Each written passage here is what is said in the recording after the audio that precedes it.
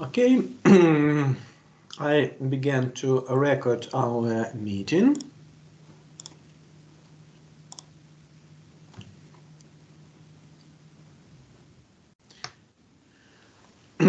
Now we are discussing the next steps in management. Now we are discussing the following steps. Today we are discussing Human Relations School, Behavioral School, Management Science School, and also I do hope that we have time to discuss approaches to management. So, just to prepare your mind for the next steps of management, I'd like to very briefly maybe to discuss the main contributions of the following school, just to help you to understand the contributions of the next two schools. Actually 3 schools, but the third is the fifth. The third today and the fifth generally stays a little bit apart. So, Scientific Management School, Frederick Winslow Taylor tried, and other scientists, they tried to organize the most efficient way of performing tasks. So the main idea was if every worker performs perfectly, in this very case, we are. It is possible for us to be profitable. But and for it, as you remember, they tried. Scientists of the Scientific Management School, they tried to prepare the some techniques, some approaches, including the new way of incentives, mostly financial incentive. Administrative school tried to increase efficiency of managerial activities. But what was the common among these two schools? They looked at the staff as at maybe not robots, but very closely. So every worker can be trained, can be educated, and can be skilled. So we can train a worker to perform every activity in the best way, and if he or she can do it, he or she is a good worker. If not, he or she is a bad worker. It is the general idea.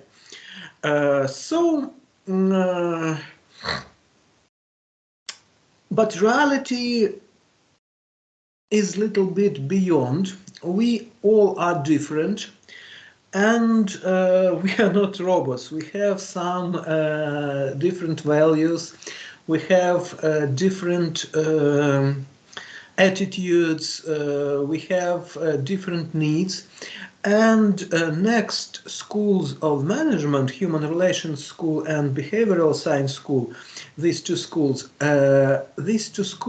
tried to implement uniqueness of every person to the managerial, to the process of management. And today we are going to speak about this very case. Why people didn't use this approach? I mean, psychology before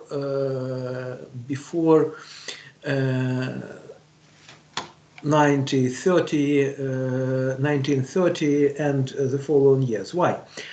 Actually, I'm stressing one more time that this is, we have to pronounce it as psychology. This word came from Greek, so it has a little bit different pronouncing. Some student pronounce it as psychology. It's not correct. Psychology. It was because that in that times there were not classical economic universities, and nowadays we understand that we have to include all the parts connected with management, for example, psychology, sociology. We have to understand it. Let it be maybe on the basic level, but still we have to understand it. But in that times, practically there were no classical economic universities, and generally the scientists who interested in psychology were rarely interested in management, and vice versa. Scientists who interested in management were rarely interested in psychology. And generally, the first breakthrough connected with psychology was connected with Elton Mayo. We will speak about him a little bit later. He discovered very interesting phenomenon, that adequate pay would not always lead to improvement productivity. So in simple words, if we are paying more to some person, it doesn't always mean that this person will try to improve his activity. The keywords are not always. Usually, yes. Usually, any person can, not only can, but wants to improve his or her economic stability. So, in general words, want to have more money. It is the basic, one of the basic statements of Adam Smith. But usually it is, but not always. And these not always are rather usual practices, and managers have to take these not always into account. And after preparing these theoretical works, Elton Mayo succeed to solve very interesting problem.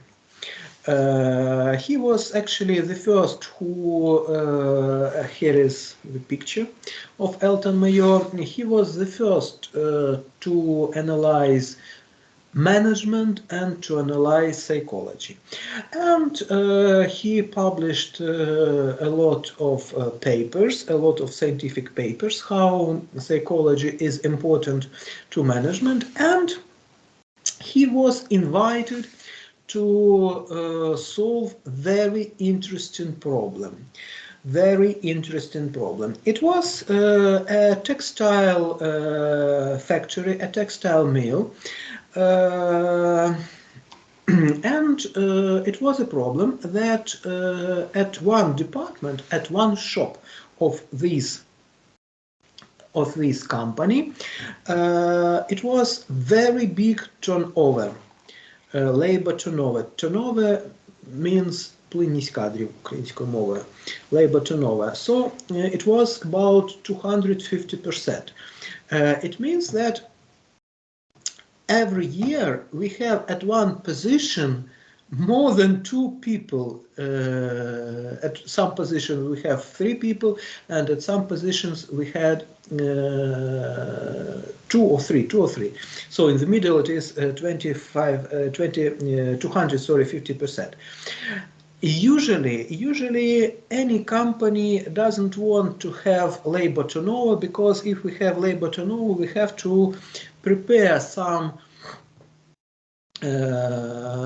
new workers for the position. So we have to educate them, and even if they are educated, we have to train it for our equipment. We have to train it for our production cycle. So anyway, it is connected with some additional costs. And in that times, the situation was worse compared with the current situation, because in that times there were not so many educated workers. So if an educated worker decided to exit from our company, we had to find a new one, and we have to spend a lot of money and a lot of time to train them to our equipment. Yes, you can say, Pavlo, but equipment was rather simple compared to the current moment. Yes, but you know that every next generation is more prepared for the technology. So when you see the new operating system, for example, if you had Android and you decided to buy an iPhone for yourself, yes, the functions may be a little bit different, and the working environment, the operational system is a little bit different, but you are so prepared technologically, so it will be less than one day to understand all the functions and all the controls of the new operating system. But then the people were not so educated and so prepared, and it was a very big problem for a company, certainly. And the problem was connected only with one shop. I'm kindly reminding you that shop means not only the place where you could buy something, but also a department of big productional factory, means cech. Sorry, I switching off my handy. Okay, so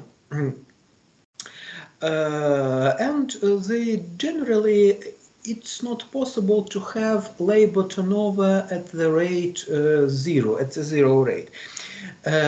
From time to time, somebody becomes dead. Yes, it's sad, but it's true. Maybe somebody wants to leave the region and to move to another region. If speaking about the lady, from time to time, ladies become pregnant, and also they have to leave working places. So if it is at the rate of about 5 or 6%, it's normal. It's quite normal. And if the working conditions are actually okay, you can find these statistics even for any modern company. And the problem was that in other shops they have these normal labor turnover, but in one shop the labor turnover was very big, very big. And what was also very interesting that before inviting Elton Mayo, managers wanted to increase salary, but they discovered that financial incentive incentives didn't work. It means that they tried to pay more, but people still wanted to leave the company. So initially they come to the company, so they saw the big salary, they were happy, but then they decided to leave company. And Elton Mayo was invited to understand what was wrong and to fix the problem. And the outcomes of Elton Mayo was really really phenomenal, especially for that times. For the today's situation, we understand it, but for that times, the results of the work, scientific researches and practical researches were really phenomenal. He discovered, I mean, Elton Mayo discovered that the problem was that it was very few opportunities to communicate. And the problem was connected with the fact that the equipment was very noisy. And it was not possible to communicate in such noise. And you know that in that times the working day was not like we have today, 8 hours per day, but it was 12 or in some cases even 14 hours per day. And actually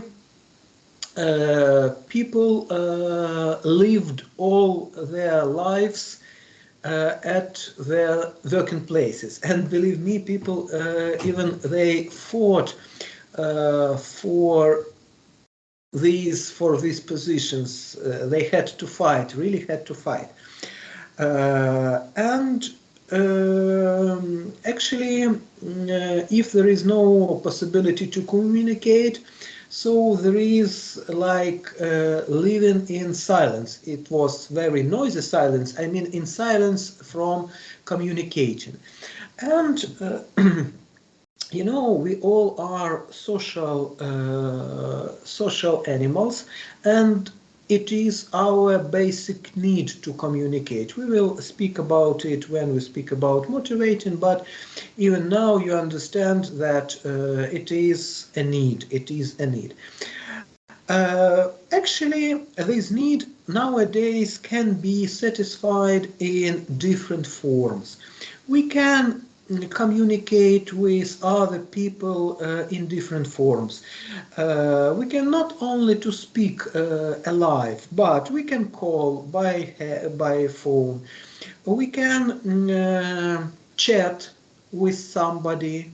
We can. It is also communicating. Then we can you can organize some blog, for example.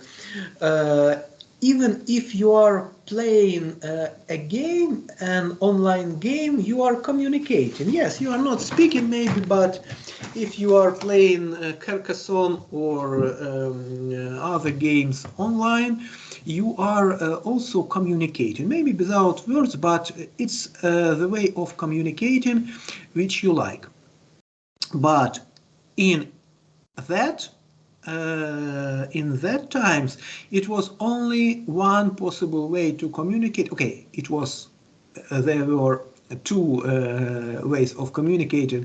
It was possible maybe to write a paper letter to somebody, but we are speaking about communicating now and here. Okay, like we have now, and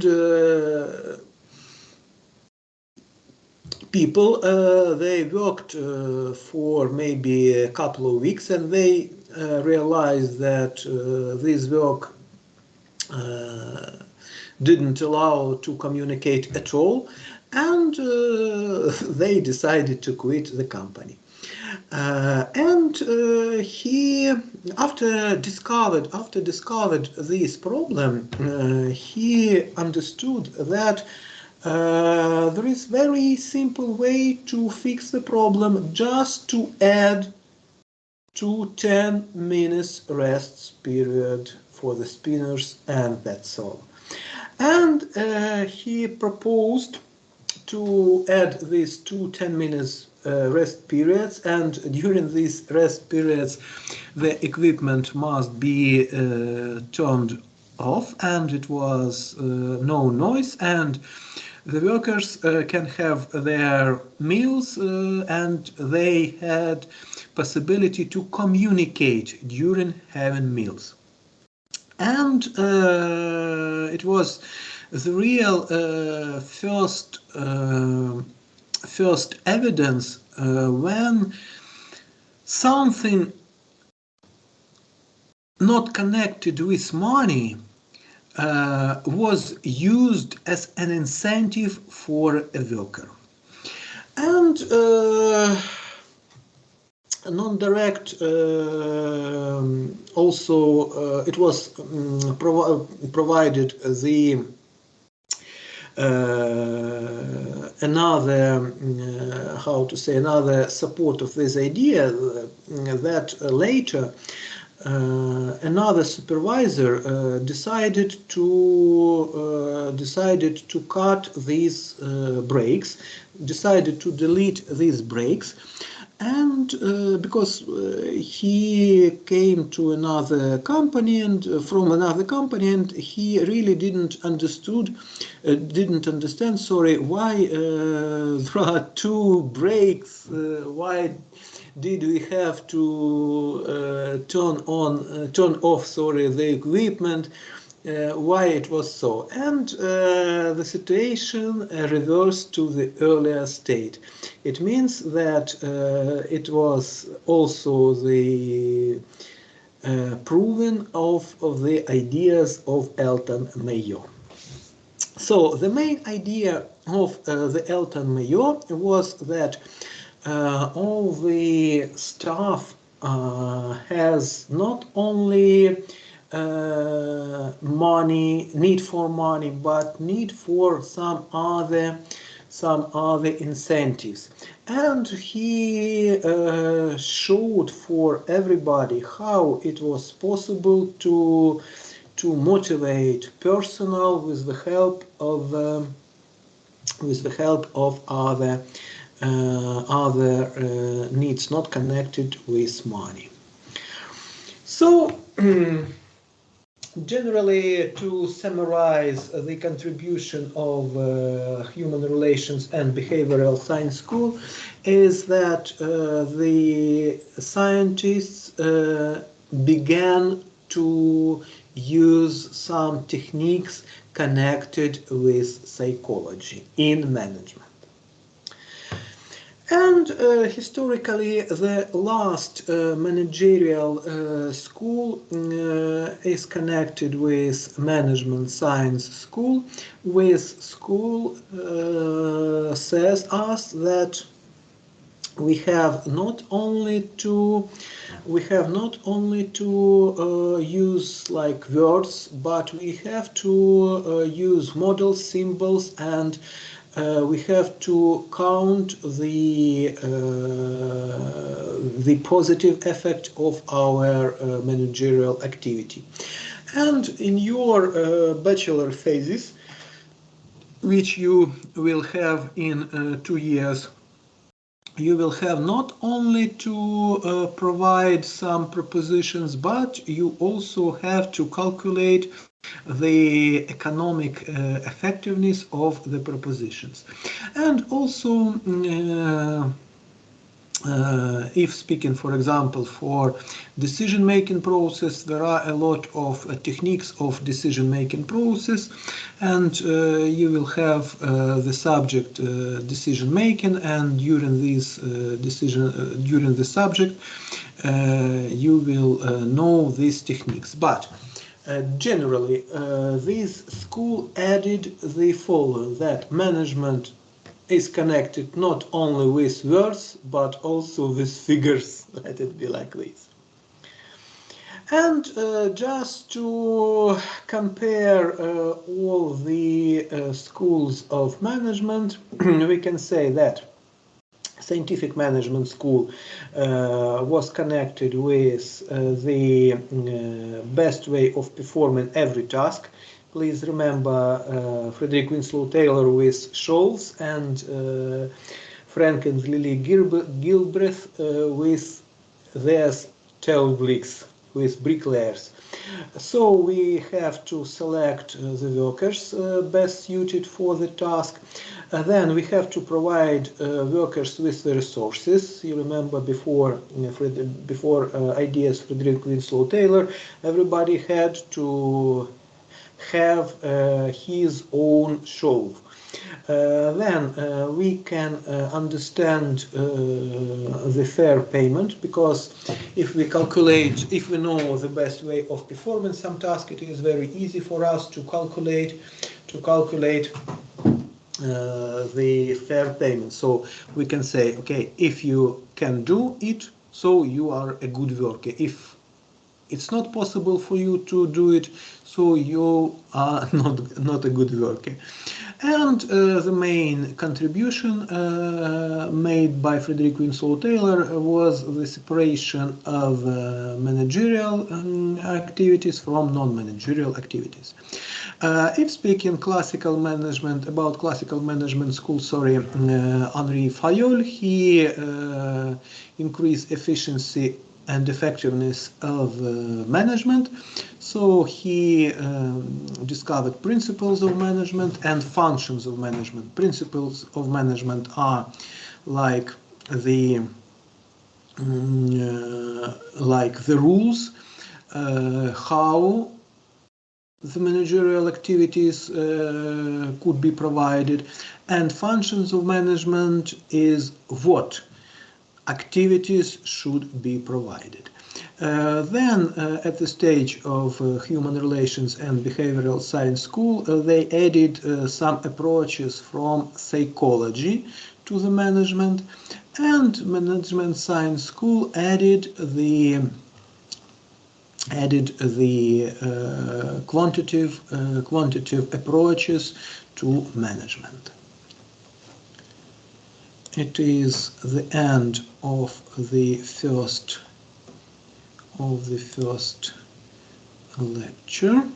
I will stop